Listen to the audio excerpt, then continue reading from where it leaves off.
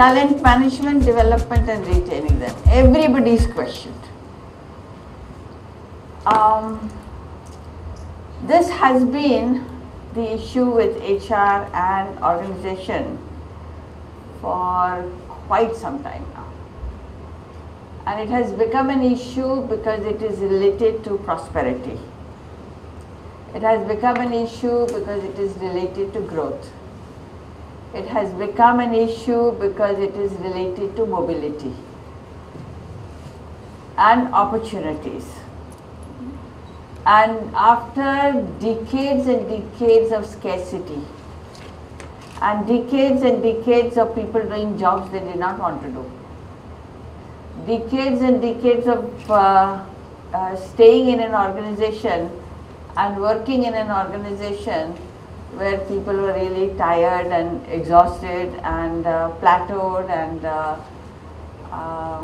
did not want to do the jobs they were doing, or ended up choosing jobs which they did not want to do, or being in functions which was not their primary choice. And all of a sudden, the country changed. All of a sudden, the doors opened up. All of a sudden, the opportunities were there. And there was a time when the HR people were pleading and cajoling and begging people to join because the growth was happening. So talent and growth always go hand in hand. So the question today is, when everybody is saying attrition, to me is a phase which I think the country ought to go through. And today's generation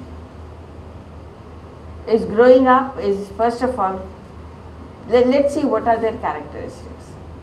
They are children 1, 2 of nuclear families.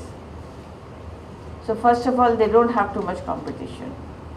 They have enough space in the family to be called important. If you are one of 6, one of 8, you are actually left floating to do whatever you want. But if you are one only child and one of 2, or at best now one of 3, when I talk to people, at best one of 3, including the workers' children, the workers have 1 or 2 children. And if young people, and who are these young people? And I've showed you this campus. It's one of the campus, it's my campus in Pune, in Flame. But you look at the advertisements in the newspapers. Campuses after campuses after campuses showing off what they are offering. So they are already used to being wooed. They are already, the marketing people go after them and say, please come. And they are talents. I'm not saying they are not talents. But these are the youngsters who study in these campuses. And the campuses talks about a lot of, I take this campus, you take the IIM campuses, you take other campuses which are across the country, growing and developing in the major cities and the second level towns and the third level towns, and some of them also in the rural areas where they are at the edges of the rural areas. They are building up beautiful campuses. And the students are going there to learn, and they come out with a very positive attitude about themselves. Now, not all students are brilliant, not all students are putting in effort, not all students are really have put in their effort and transformed their talent into something which is very meaningful, but they do believe they have access to jobs. Some jobs they will get.